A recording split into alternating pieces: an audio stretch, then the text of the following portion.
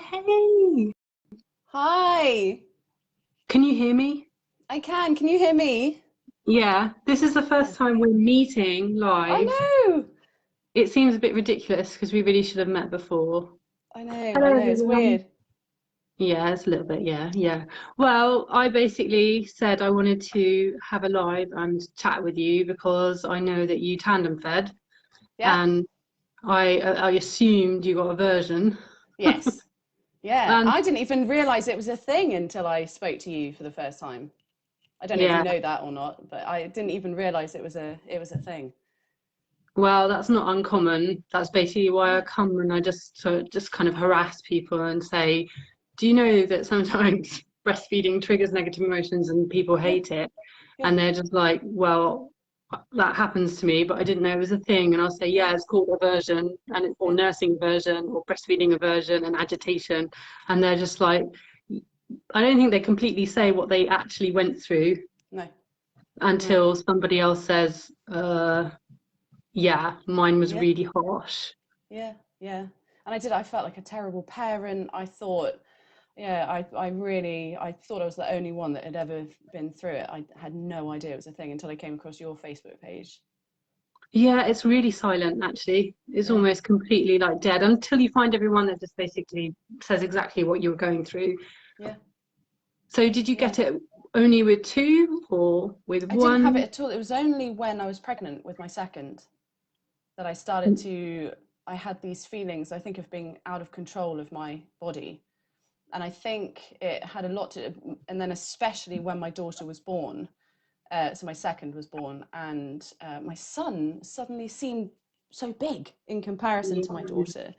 And he was a toddler at the time. He was about 2.5, and I felt like he was always all over me. He was clambering all over me. He was grabbing at my breasts, and I felt like I was completely out of control of my body. And again, it was you who talked about these triggers, and I had never put the two things together. Never had even imagined that it could be related to abuse or anything like that. But it was. I think it must have been the trigger of emotion of being out of control of my body and not having boundaries or space. And So yeah, did you get it when you were pregnant or just when the baby was born and like both, obviously both, both. in the It first, started, second yeah. or third trimester? Because it changes for some women. That's a good question. I think it was probably worse in the second trimester. I think that's when it was Okay. at its worst. But to be honest, I can't remember a great deal about it. In pregnancy wise, I just remember how bad it was after she was born, after my Did daughter you was carry born. on feeding or? I did, yeah, for as long as I could. I remember my mum telling me to grit my teeth and bear it. So that's what I did. And eventually he actually weaned of his own accord anyway. Um, but uh, even then, afterwards, if he came near me, if he came near my breast, I still had the same aversion. And I thought, is this ever going to go away? If he was Yeah. anywhere near me or if he was like touching me here or here, even then I'd start to feel triggered again. It's completely gone now, completely gone. I don't have any aversion to it at all now, but it was really, really bad. And I think probably the main cause of my postnatal depression, the second time round. Breastfeeding with aversion, Yeah, basically. yeah, Yeah, it's actually really heartbreaking. It's really funny because you said I carried on feeding for as long as I could.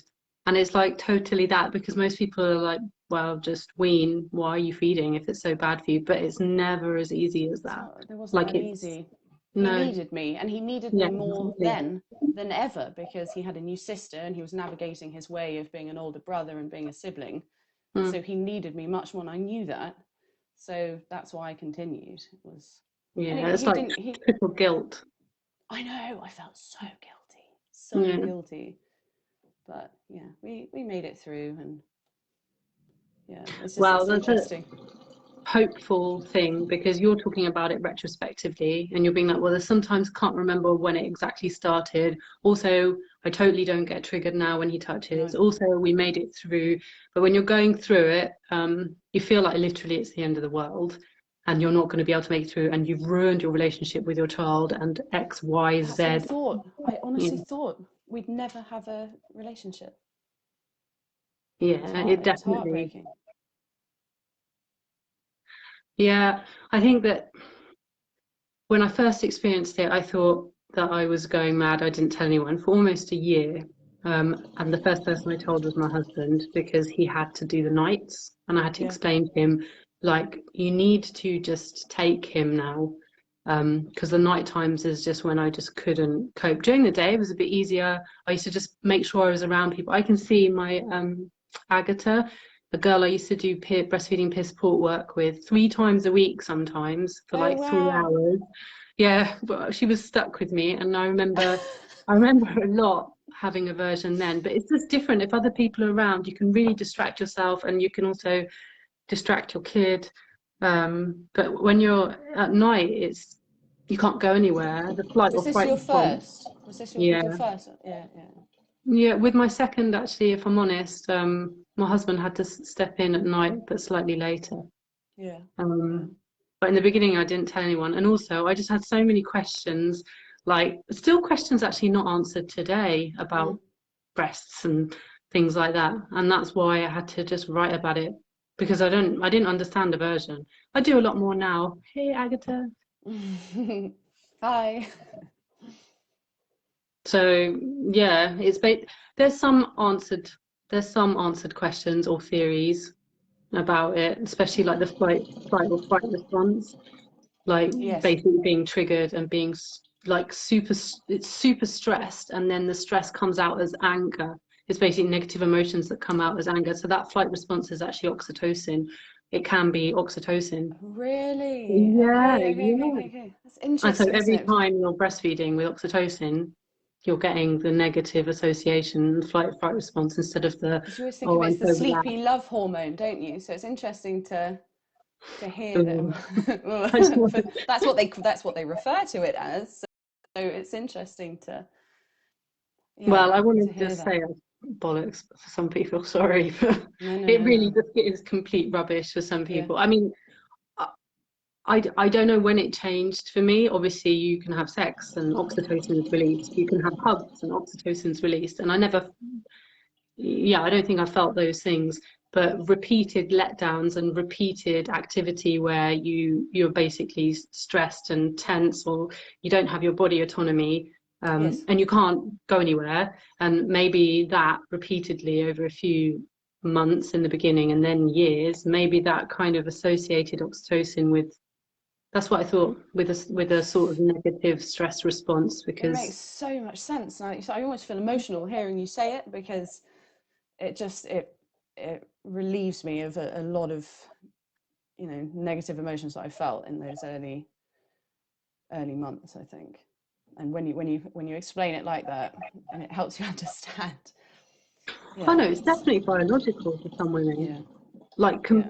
completely. There's some no, no, some people they start getting aversion on the day. Essentially the day, and then every month after they get their postpartum menses back. Because their postpartum menses have come back, their hormonal thing is changing, their nipple sensitivity. Basically, if you get PMT and everything's a bit shit, maybe you've got Yes. your menses back, and everyone, I mean, like everything else with breastfeeding, you get a blanket statement like, "Oh no, you don't get your period back for like 2 years." Yeah. No. It's No. just No. not. It's just not true for No. so many people. Mm-mm. So it's definitely biological for some women, and when they app track their periods, they can like plot it. They can plot when they get their aversion. Oh, and yeah, Wow, that's interesting. yeah, no, Mm. it's like mind. I mean, it makes it a little bit easier to cope with, but it's also still really, really hard because Yeah. And mine yeah, did. So even though it went away and I didn't have it quite so much with my daughter, my second born, it did used to start to rear its head during my menstrual cycle. I can't remember at what point, but I always knew that I mhm, was about to, um, you know, get my period because I would start to feel those negative feelings again. So mm. it's Well, it's interesting. really hard. I just had just leading up to today, I was Mm. having my period. I knew it was happening, but I still felt like the world was going to shit. Yeah. And I've felt really like kind of low and agitated anyway. And I just thought, God, if I was if I was breastfeeding, like poor them, because I can't, you can't, no one can touch me, like get off me. Mm. But you can't, is something that, because breastfeeding and mothering and stuff is not really that important in the overall scheme of the population and the world and things like that, they Mm. don't realize that mothers really struggle with that, because you can't just decide to, okay, well, I've got my periods the next 5 days or the 3 days that it's bad, I'm going to stop breastfeeding. Yeah. And then when it's gone, I'm just going to pick up and carry on again, because that's, that makes sense, Yeah. right? Because it's really super sore and they're super big, or you just don't want to be tight. It makes a lot of Mm. sense, but you can't. And also Got you to can't power explain through. that. Yeah, yeah. Yeah, and you can't explain that to a 1-year-old, because they just don't, No. they won't. And the other thing that I found, the more that I fought it, the more he'd want it. So I think Yeah. I almost, there was part of me that thought he almost knew that I was having these feelings, because it would make him want me more, because the more I was pushing him away. And it feels awful saying that out loud, but looking back, I definitely think that the more I was trying to push away, the more he was, the more he was wanting it.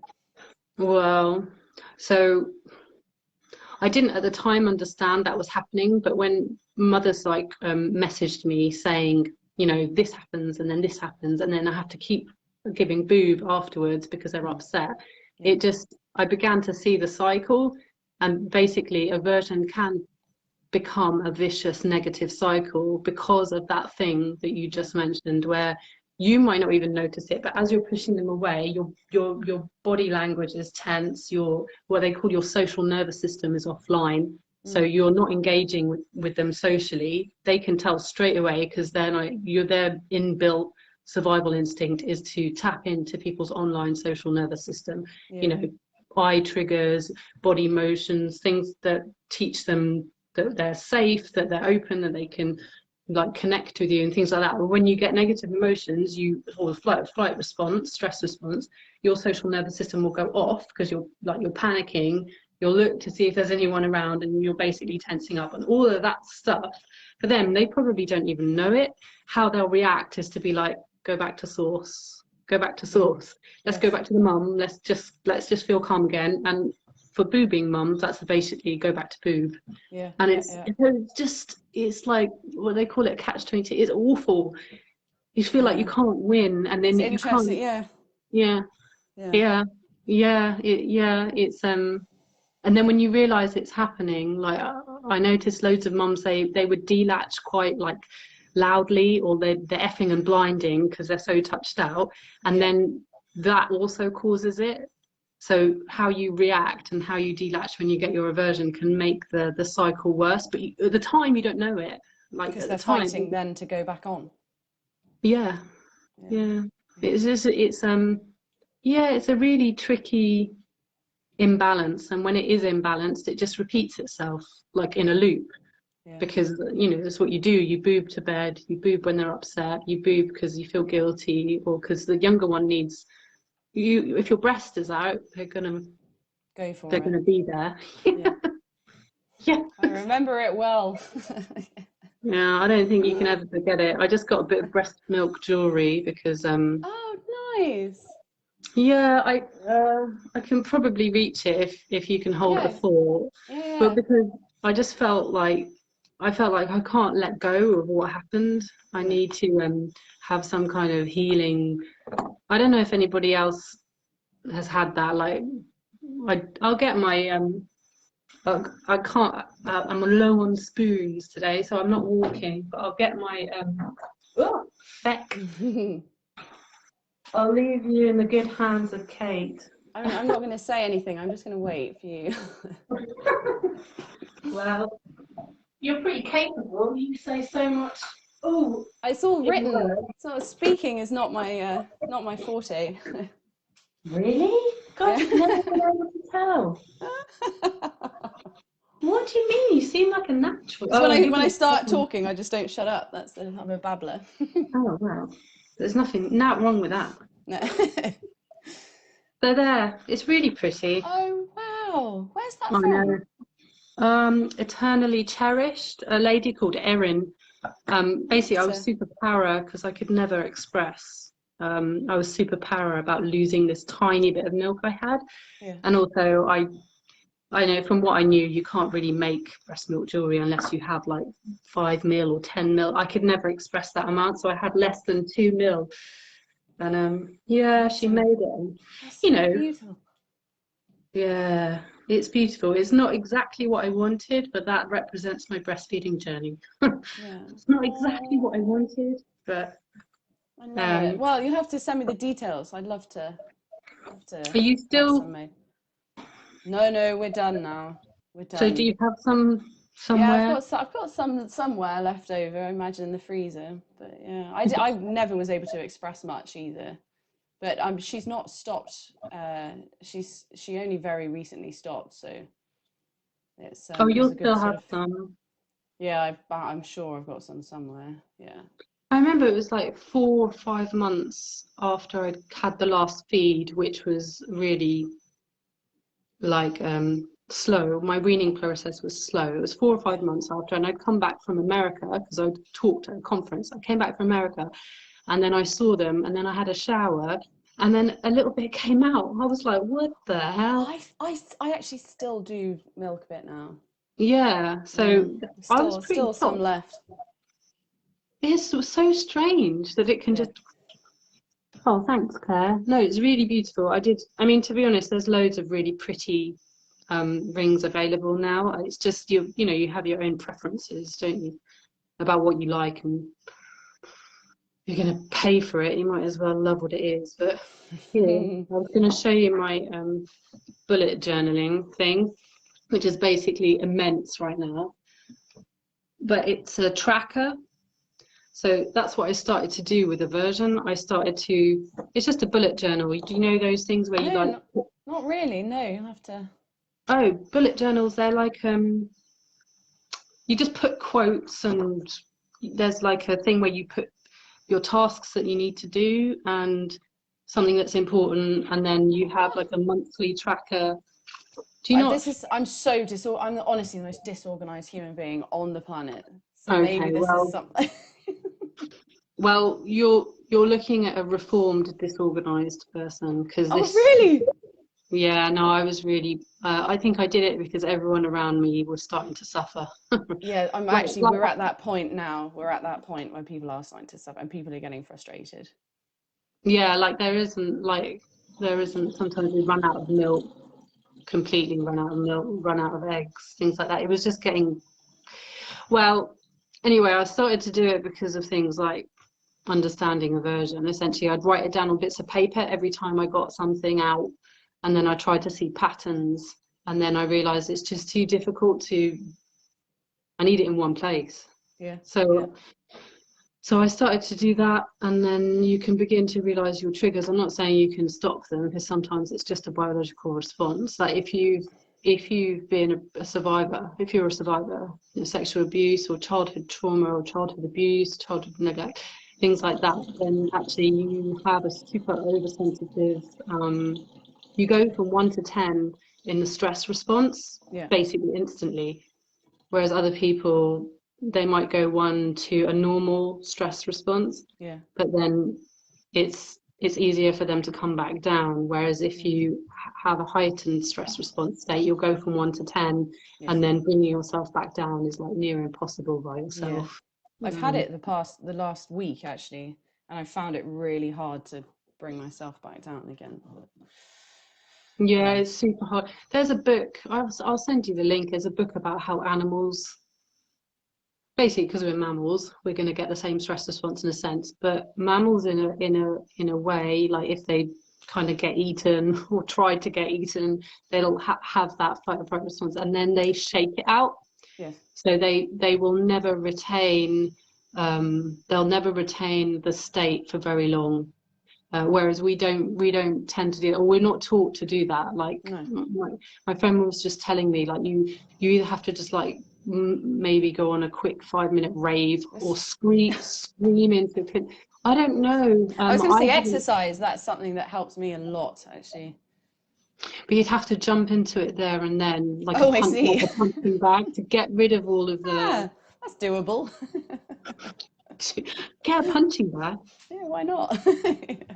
No, I Yeah. wish I could. I would get really lazy when I'm not lazy, just like apathetic after I get that response because I get all Yes. guilty and I'm just like, oh, what's the effing point? It's I tiring as messed up well. again. Yeah, it's Yeah, because like exhausting. Yeah. anxiety and things like that, I find so today I'm exhausted because it's the second day I think where I felt okay again after a Oh, you're week of just, recovering. and so I'm recovering, and like today Yeah. I've just been complete brain's not been working properly. I think, but I feel okay, but I'm knackered.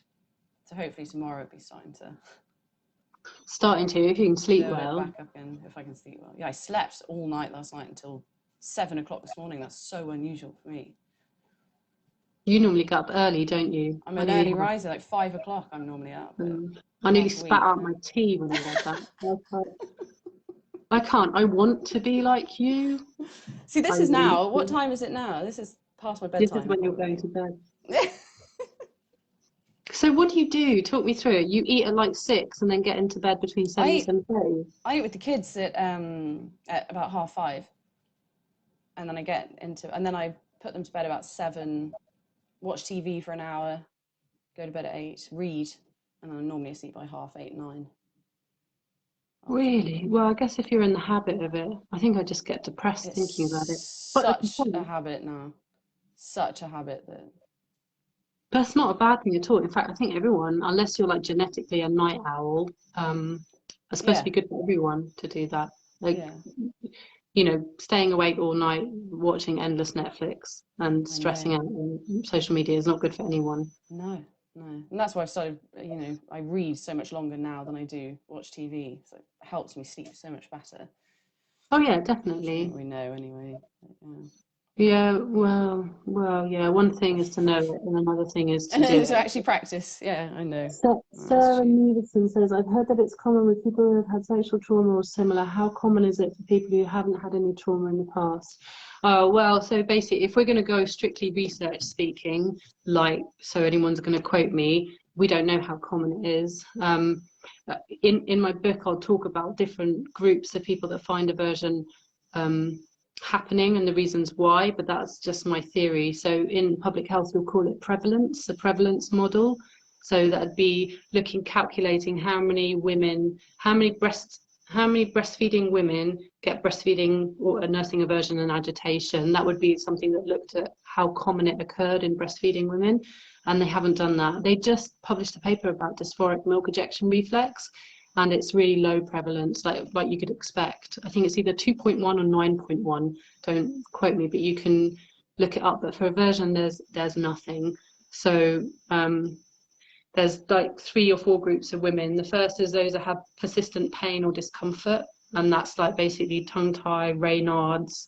Like it's just always painful and uncomfortable to feed, even though it shouldn't be. It just always is. Those women can get aversion. Women who are pregnant, like you, are pregnant and breastfeeding, and then women who have are survivors, either of childhood trauma or sexual abuse, or unfortunately both. And then there was another pregnant and tandem feeding, so 2 or more feeding multiples. So it's those 4 groups. So that's it. It seems to be common in those kind of risk factor groups, and also people who are they have gender dysphoria or they identify differently because of body dysphoria.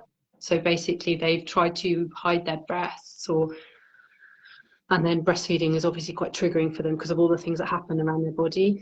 So it's those 5 groups essentially, but there's so much needs to be done about it. We don't know how common it is. So obviously, if you join, like I help admin breastfeeding older babies and beyond, because you need to normalize it. You need to feel like you're all right and normal.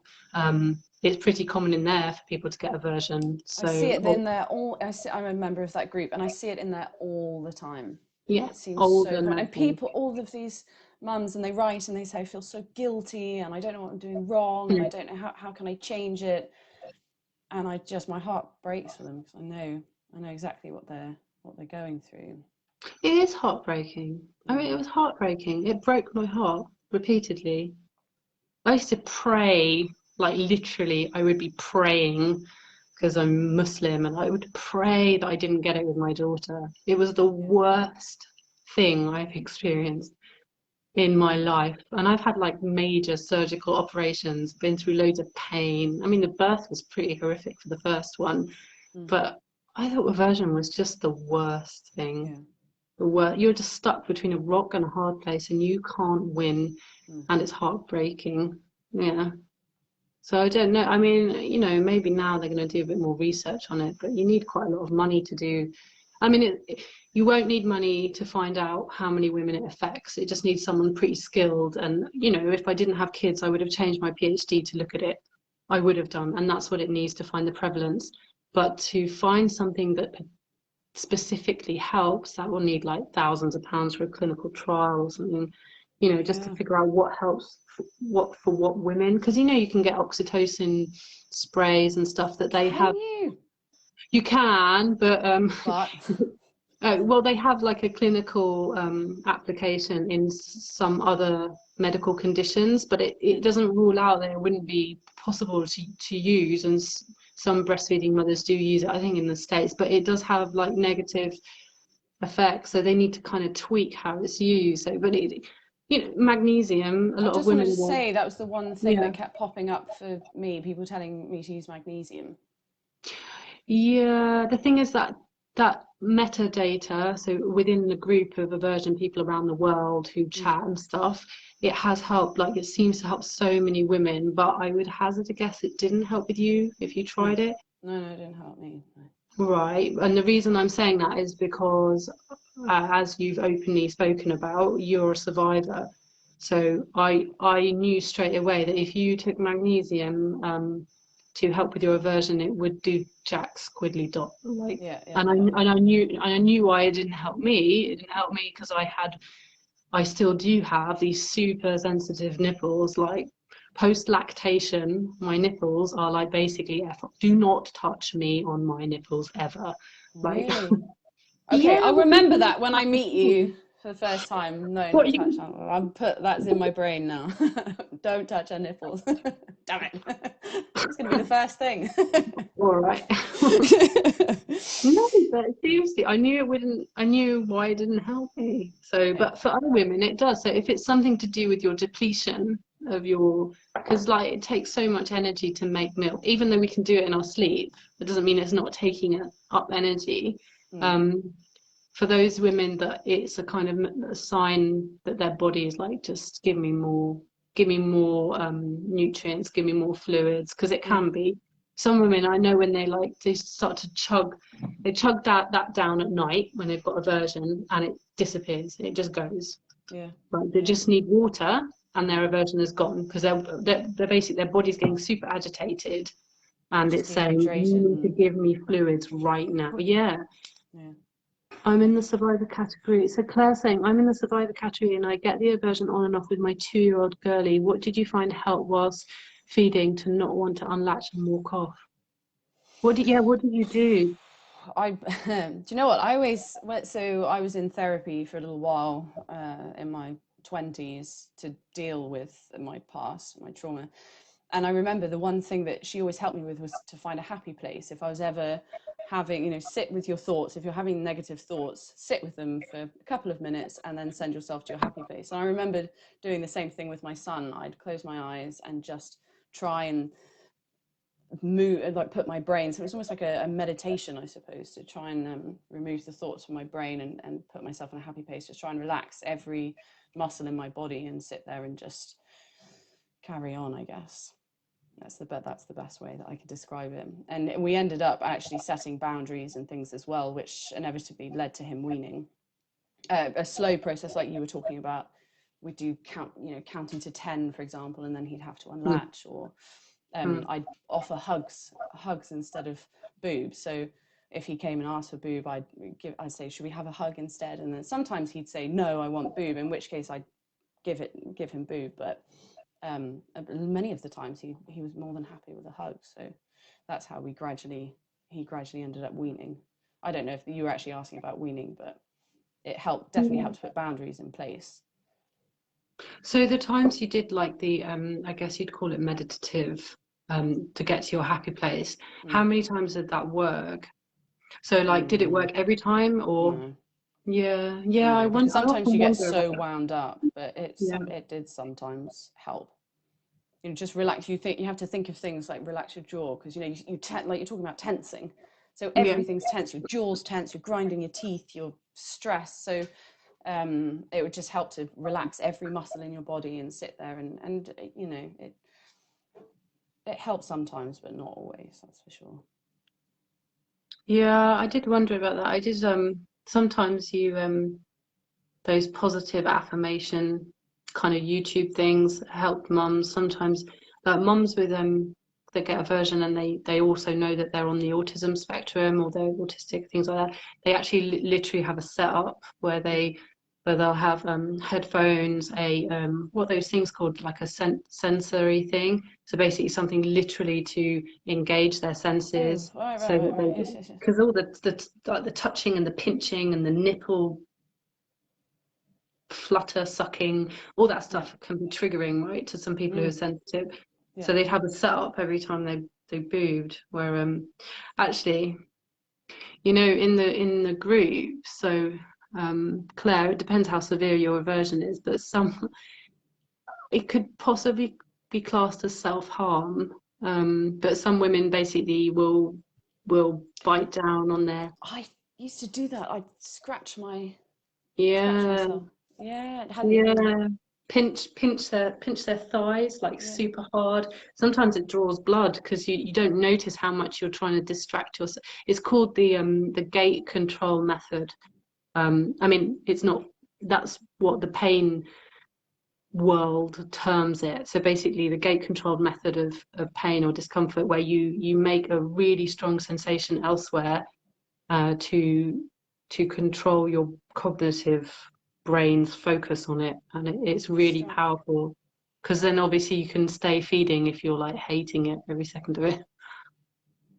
Yeah. But I don't know, it basically is a different Distraction's a combination. huge one, though, isn't it, as well? If you can, but you talking about how yours was most prevalent at night time, your aversion, so you can't really distract at that point. But in the day, Yeah, distraction helps a lot, doesn't it? I suppose with.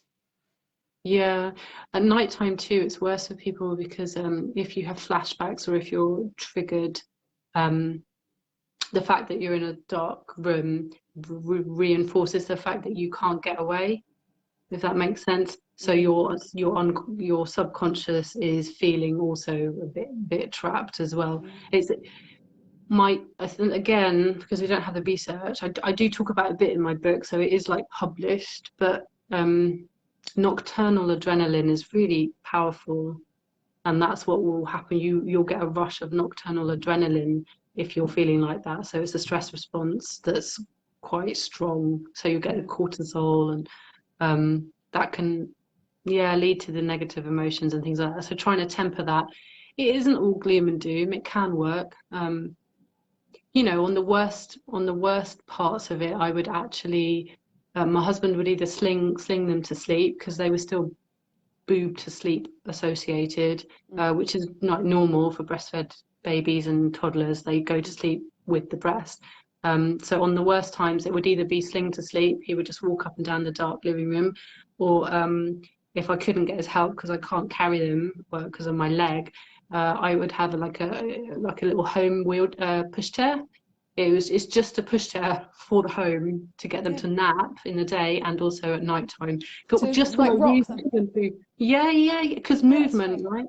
Yeah, yeah, yeah, yeah. I know. I still Yeah. jiggle even now. If I'm stood still, I can't. It's such a natural thing, isn't it? Yeah, Rock. they're so lucky. It's like going in a hammock every night, I know. like, Yeah. patting their bum and I moving could up do and with it. Someone doing that to me every night, occasionally as well. Yeah. down. um, yeah, I did promise that we were gonna.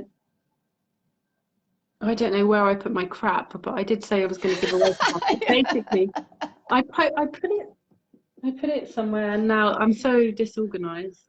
I'll give away a book, and I can post someone like a tote. Where is a tote with that picture on it? If anyone wants that, you can just comment or tag someone you think would like it, and I don't mind. So I just Nice. wanted to come on and talk to you about it because you're like a normal human being that's really glued on, and you're not completely insane, and everybody loves your posts, and you know you got aversion, and it's just what happens to some women. Yeah. So Yeah, I think I definitely think more people need to talk about it and be open about it. yeah, it might find some random like secret method that someone uses that works for everyone as well. Yeah. Because at the moment, if we don't talk about it, oh hi Emma. I love it when IBCLCs join because I'm just like, oh, lactation consultants. Yay! You need to take this to the world. You help women. Yeah, whereas me and my piddly little thing, not so much. Yeah. So I mean I can talk all night, but you go to bed early, so I'm happy to wrap it up basically. I can talk whenever you want, so we don't Well, it have was to. lovely to, yeah, it was lovely to do this. Thank you very much for Yeah, it was having me. And really it's nice. interesting to learn a little bit more. I actually I need to buy your book. Oh, I'll just send you one. You don't need to buy I it. mean, that would be lovely. Of course, I'll buy it. I know what it's like for authors. Oh, well, if anybody, I mean, yeah, you don't make it to get rich. Like I did it because I was going mad and I needed answers. Yeah, But I think a lot of people do think it's a money maker, but it's like so not. Like, you get like £1 a book, if that. yeah, yeah. So it's not.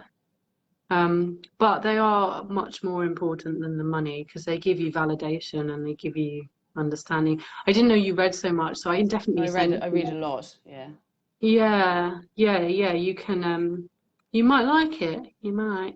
I might I like it. don't I'll give a know. little review. Yeah. Oh yeah, you could. You've got a name and all, haven't you? You're like famous.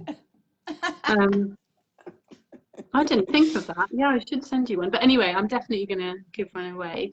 Yeah, and a So hoodie as well. I'm gonna share this live on my page as well, so that other people can see it. So that doesn't it? Isn't it already going live on your page? I I'm am not so entirely crap sure. at Facebook. I'm I'm so pretty bad at this. sure. Oh, it's so weird. I'm pretty sure.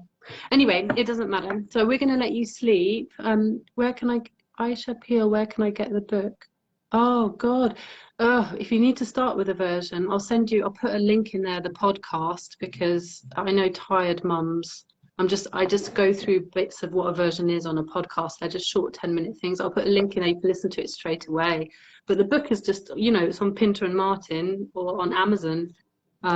Or if you hate Amazon, like loads of people do, you can just get it on the book depository that's got free worldwide delivery. But yeah, so thank you so much. And Thank you very much for having if you me. ever want to talk, we can again. So Yeah, thanks I'd everyone love for to. joining, and Thank you, we'll everyone. let you sleep, Kate. Bye bye bye bye. Bye. Bye.